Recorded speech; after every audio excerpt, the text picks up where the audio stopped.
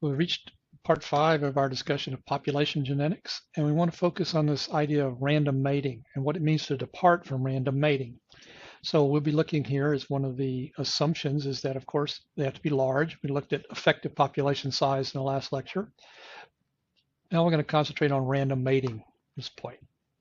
So remember that random mating is panmitic mating, means that they should have the allele frequency should determine how often that allele is involved in a particular mating, right? So if your allele is very rare, it won't be involved very often. If it is a very common allele, it'll be involved in many and most of the matings themselves.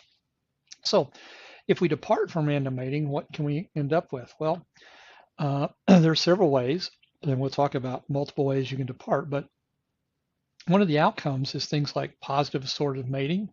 So positive assortative mating can lead to things that look like outbreeding or inbreeding. And this is when we have like with like. So we go into a population or we have individuals that are more genetically like each other mating than you would at random than if it were panmitic. Okay. And positive sorting mating can occur for all sorts of things and spatially, right? Would just simply be while the gene pool is big, this area is separated from this one, and so you mate with individuals that are close to you, or they probably have a shared background with you. Okay, it can be all sorts of other things, but and certainly in human populations, it's very often for religious backgrounds. It can be for political views. It can be those don't necessarily, and certainly don't have a genetic background, but they point out the idea of how we select mates in a positive, sort of way. It's non-random. Okay. Now, if you can put that in a genetic context, then we end up with something that looks like inbreeding. The converse of this is negative assortative mating, which is outbreeding, which is unlike. And one good example of that might be the rare male effect, where an individual will come into a population that's so different, but yet he'll be the primarily more successful at mating than some individual male that's existing in the population because they're different, and females will seek them out. It's called the rare male effect. But even without that, we just have this idea that we tend to kind of mate in a group, and then we tend to bring individuals in or go out of our group. Certainly humans are much like that. If we, anytime, I mean, going back to our earlier tribal system days, we would always go out and bring and either trade for new individuals for our group, or we would maybe be aggressive and warlike and go take them. And certainly nowadays, if you go and you look around anywhere in the world where our armies have been over any amount of millennia, we leave genes there when we go and we bring genes back. Some people have argued that might be why we're such an aggressive species, is that traditionally we were in these little family units and we had too much inbreeding, so we have to sort of compensate for that. Now, inbreeding and outbreeding aren't bad. If you're living below this big waterfall, below a glacier, and it's a certain temperature all the time, you want to be inbred, right? You want to get the right genetic combination to be there. Okay, the problem is you don't want to inbreed too much because it starts warming up or cooling off. You're not going to be in good shape. So what natural populations tend to do is have some inbreeding, maintain a certain level to kind of have a good fixation of the alleles that are important, and then some outbreeding to keep that from going too far down the line. Okay, so they bounce between the two by gene flow, by all sorts of mechanisms, by transfer. So inbreeding itself is technically, it doesn't have to be positive sorted mating. Inbreeding itself is simply genetic mating among genetically related individuals. The word we tend to use for this is consanguineous mating, so matings within the same blood. That's what that would mean. In populations, we can calculate it for estimate the amount of inbreeding, but the easiest way to do it is through pedigrees. So here's a little pedigree sitting here with a male, female. This little circle, it's just the parents. We don't care. We know there's a male and female there. We don't care. We're just simply tracing our lineages back. And what we do is we trace back the number of connections that might be to see what's going on. So a sib-sib mating, if they have a mating, each sib shares about 50% of their genome with each parent, right? So a sib-sib mating is a shared alleles of about shared genetic variation of about 25%. If we have an uncle, niece, or an aunt, nephew, so we go down drop down one generation. This little square, this little diamond means we don't care what whether that was a male or female. It's just their children. Okay, this is an uncle-niece relationship or aunt, nephew, we half that because we've gone another step. If we go down to first cousins, okay, which are dropping down from both, we've halved that again. You don't need to memorize these; they're not that critical. You can always calculate them. But 1, 2, 3, 4, 5. Okay, we keep calculating this. This is first cousins once removed, all the way down to maybe second cousins, something like this. Okay, where we've gone 2 generations down. I could draw a line here, and this line represents this. In many cultures, many societies, including much of the U.S., these are legal unions over here. First cousin once removed, second cousins, and these are not legal unions. First cousins or uncle, niece, at least they can't, acquire a legal marriage license. So you say, well, where in the world did that come from? How did we decide to draw this line right here? Well, one of the people involved in that was Charles Darwin. Darwin actually petitioned Parliament to prevent these close unions, uncle, niece, and other types of relationships that were fairly common in 17th, 18th century England. And he said, these are not good. Where to get that? Well, remember, he was doing all these breeding experiments, looking at trying to understand a mode of inheritance that would fit with his idea of natural selection. And he saw these sports, these outcomes, these things that just showed up and very often were not very productive. Now, quite interestingly, it didn't apply to the peerage, right? He didn't argue that the people that were the lords and ladies and kings and queens should do this, just the commoners.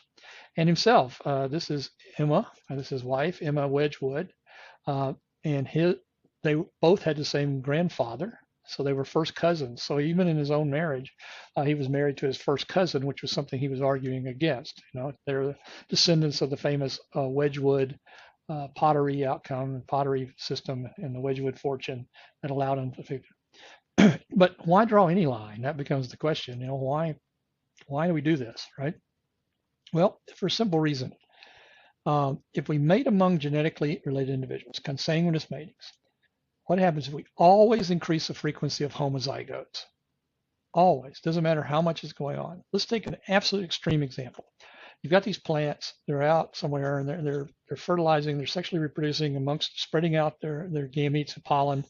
For whatever reason, climate, loss of habitat, whatever, they are forced to become selfing. Okay? Let's think about what happens with selfing. Let's take a very simple system where we've just got 2 alleles, 3 genotypes, right? Well, by selfing, we're going to the extreme case where these individuals are only going to be able to mate with themselves, their own genotype, which means that all their offspring, just by Mendel's big 6, big A times big A, right, gives you big A, right? That's going to fix that.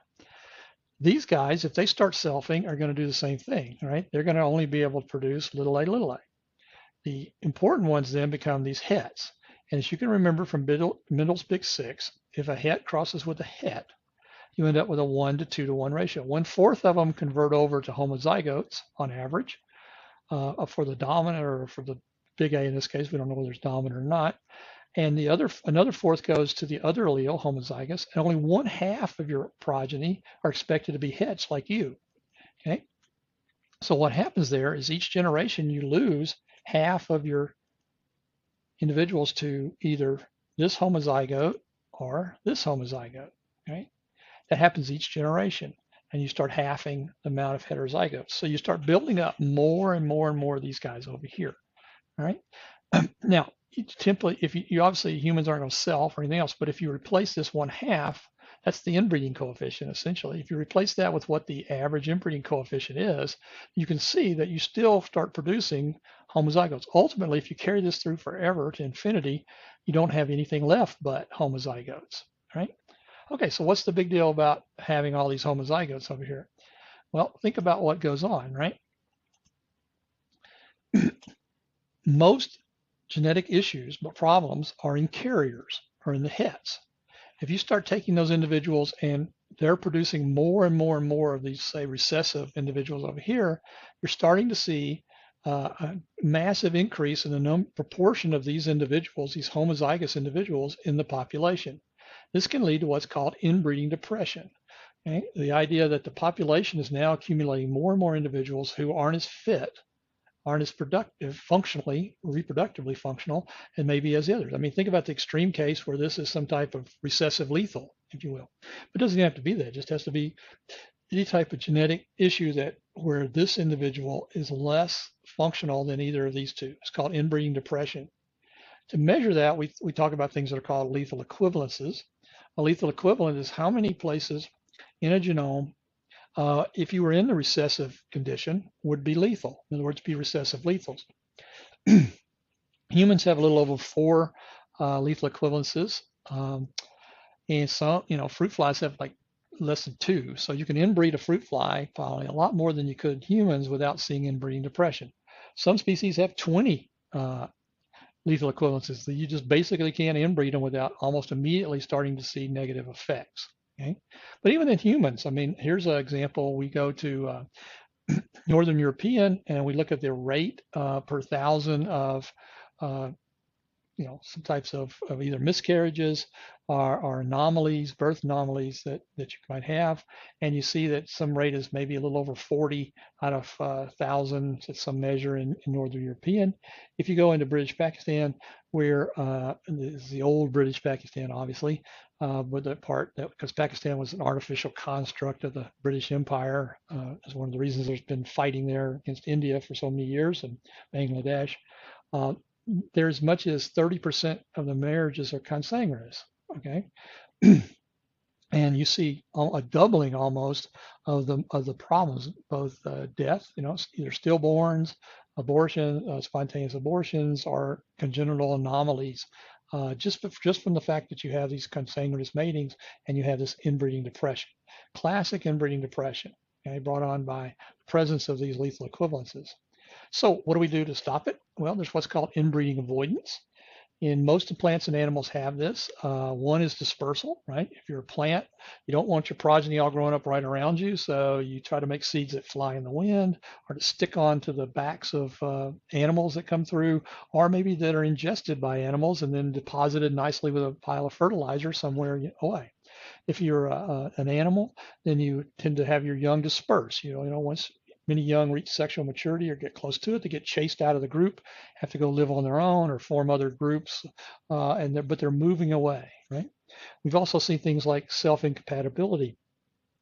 Just think going back to tobacco plants, when we were talking about multiple alleles, and we showed you that the pollen tubes, if you put a homozyte, you put the same genetic combination of pollen as ova in the plant, then the pollen tubes would never develop effectively. So it was called self-incompatibility.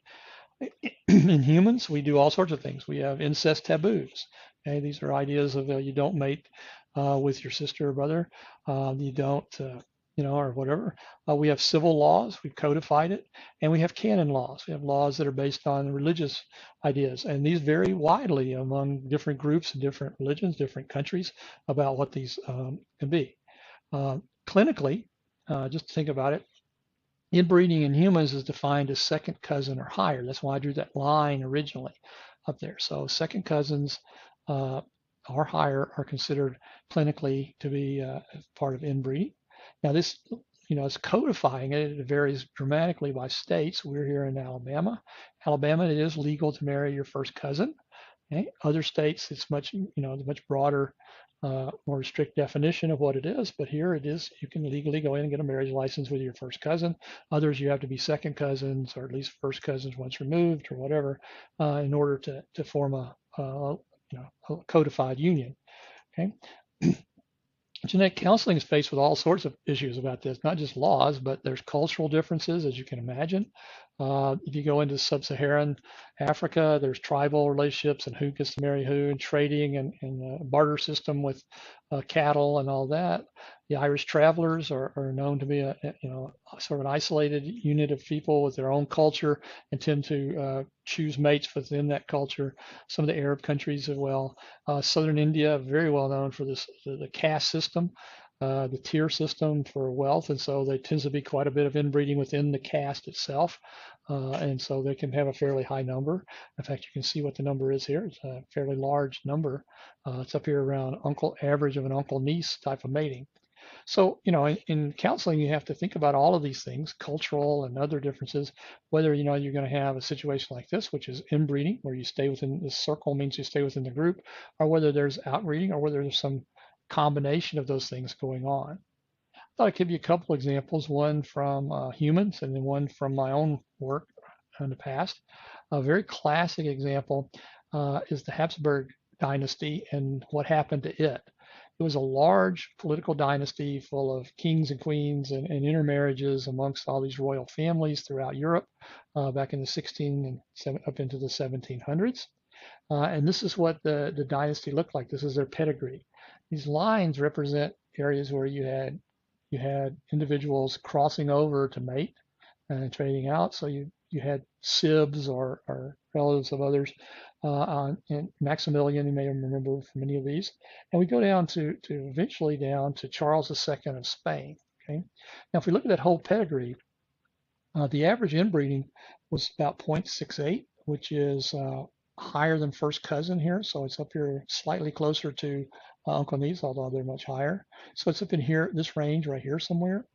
And what's important is that inbreeding is compounded, right? It's not just one number, but if you inbreed and then they inbreed and then they inbreed and then they inbreed, it increases over the time of the system, right? So it becomes greater and greater and greater and greater.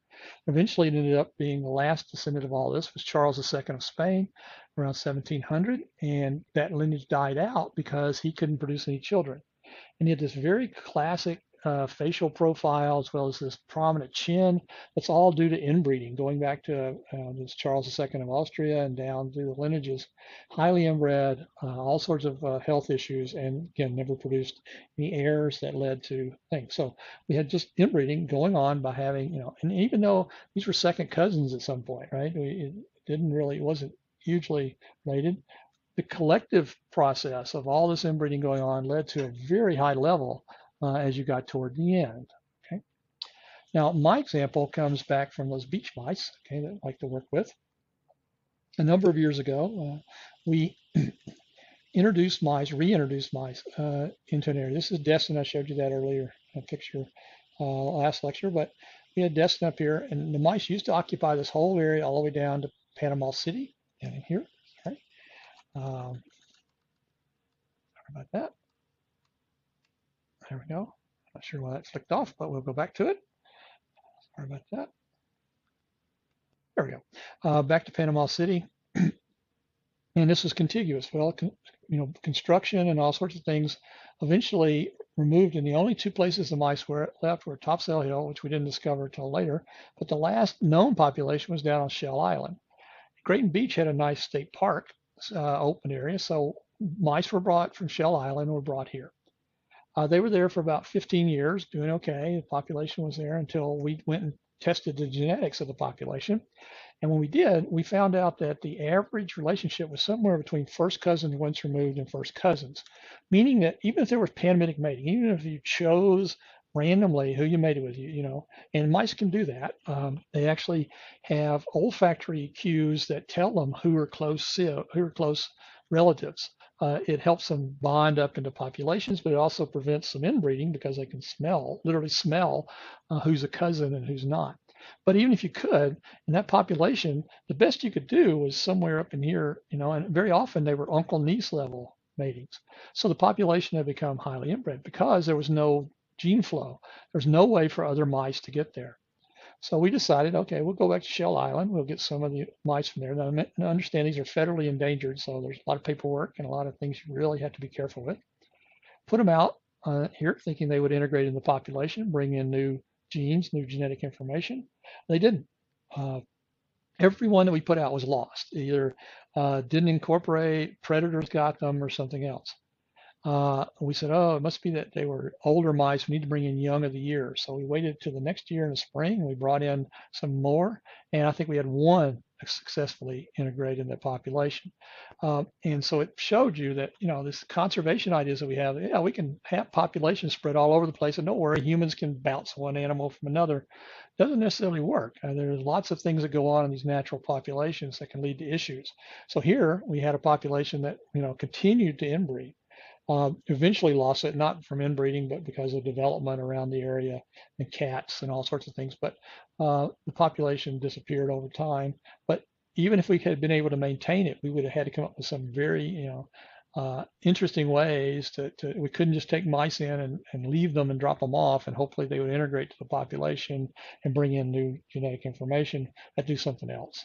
All right, so there's two examples, one from a classic human dynasty problem with inbreeding, and then here with a local one where we did a conservation problem and ended up having issues with that.